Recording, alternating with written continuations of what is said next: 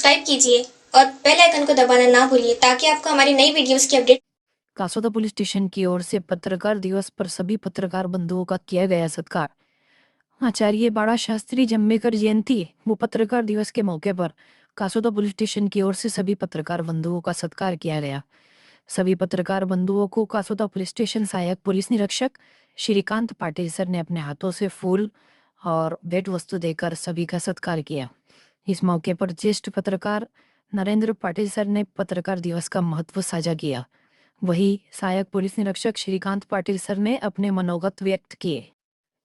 Programme में ज्येष्ठ पत्रकार नरेंद्र पाटिल, नूरुद्दीन मुल्लाजी, केदार सोमानी, जितेंद्र ठाकरे, सुरेश ठाकरे, सागर शेलार, प्रशांत सोनार, घनश्याम पांडे, एडवोकेट वासुदेव वारे, शैलेश पांडे वो अहमद रजा खान उपस्थित रहे।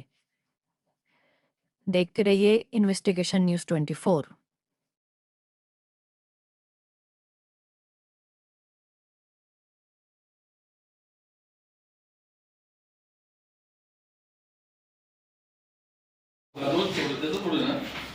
बाळशास्त्री जांभेकर यांची जयंती हा पत्रकारांचा सन्मान म्हणून पत्रकार दिवस म्हणून महाराष्ट्र सरकारने आणि मराठी पत्रकार संघाने हा पत्रकार दिवस म्हणून साजरा केला आहे। खरं म्हणजे लोकशाहीमध्ये पत्रकारिता हा चौथा आधारस्तंभ मानला जातो आणि या आधारस्तंभ मांडण्याबरोबरच सामाजिक जबाबदारी पत्रकारांची तेवढीच वाढलेली आहे। पत्रकारिता ही दुधारी तलवार आहे, ती समाजाला जशी दिशा देऊ शकते तसं जर चुकीचं मार्गदर्शन झालं तर समाजाला वेगळ्या मार्गाला नेऊ शकते।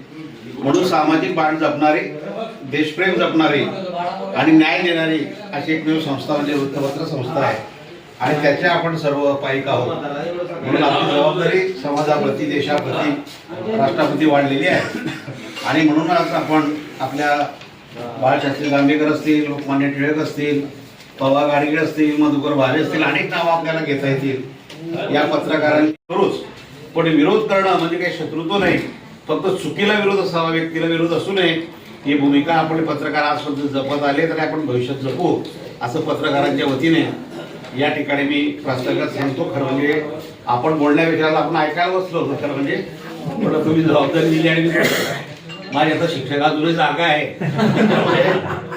त्या गोष्टी बोलल्या जातात। त्या निमित्ताने खरं म्हणजे पत्रकार मध्ये आपण जास्त आपण बोलण्यापेक्षा समाजाने बोललं पाहिजे। आपण कसे आहोत याच्यापेक्षा समाज आरसा असतो, आपलं प्रतिबिंब समाजात उमटत असतं आणि आपलं प्रतिबिंब आपण नेहमी बघावं। आपल्या जसं आम्ही म्हणतो की एखादा शिक्षक चांगला कसा तर तो विद्यार्थी त्याचा आरसा असतो। विद्यार्थ्यांच्या शिकवत असताना विद्यार्थ्यांचे बदलणारे हावभाव हे विद्यार्थी आरशामुळे शिक्षकाचं प्रबोधन किंवा त्याचं लेक्चर लक्षात आणतं तसं आपलं वर्तन समाजात। जांभेकर यांची जयंती आणि पत्रकार दिन मला चांगला आठवतो। मी फार वर्षापासून पत्रकारांशी माझा एक चांगला स्नेह राहिलेला आहे। आम्ही धुळ्यात होतो, पुण्यात होतो आणि एक स्नेह तो जपायचं काम आम्ही तेव्हापासून केलेलं आहे। म्हणून मी आवर्जून आमच्या लोकांना सांगितलं, ते म्हटले दरवर्षी असतोच, म्हटलं दरवर्षी असला तरी चालेल पण आवर्जून सगळ्यांना बोलवा। सकाळीच मी सगळ्यांना बोलवणार होतो पण नंतर मला माहिती पडलं की काही जण बाहेर कार्यक्रम आहेत त्या ठिकाणी जाणार आहेत, म्हणून म्हटलं संध्याकाळी होईच्या वेळी सगळ्यांना बोलू। सरांनी इतकं सांगितलं की मला बोलायला जागा ठेवलेली ही खरं आहे। पत्रकारिता ही दुधारी तलवारच आहे, तिचा वापर कसा करावा हे ज्याच्या सत्सद बुद्धीवर ते अवलंबून आहे। शेवटी पोलीस पत्रकार असं आपण म्हणतो, समाजाला वटणीवर ठेवायचं काम, वटणीवर म्हणतोय मी, वटणीवर ठेवायचं काम हे दोघं जण करतात।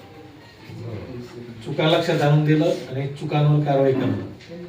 पत्रकार चुका लक्षात आणून देतात, पोलीस ते बसत असेल चुकांमध्ये तर ती वटणीवर आणायचं काम ते करत असतात। त्याचा गैरसमजही होतात, कधी थोडे थोडे मनही दुखावले जातात, परंतु त्याच्यातून पुढे जायचं असतं। तेच धरून जर ठेवलं तर तो स्नेह राहत नाही। आज तुम्ही मी जेव्हा बदलून जाईल, कधी इकडनं गेलो अरे नाही माझे सगळे इतर लोक आहेत, हा जो स्नेह हा जपायचा आहे। सुरुवात झालेली आहे का सुद्धा हळूहळू सगळ्यांशी परिचय अजून वाढेल।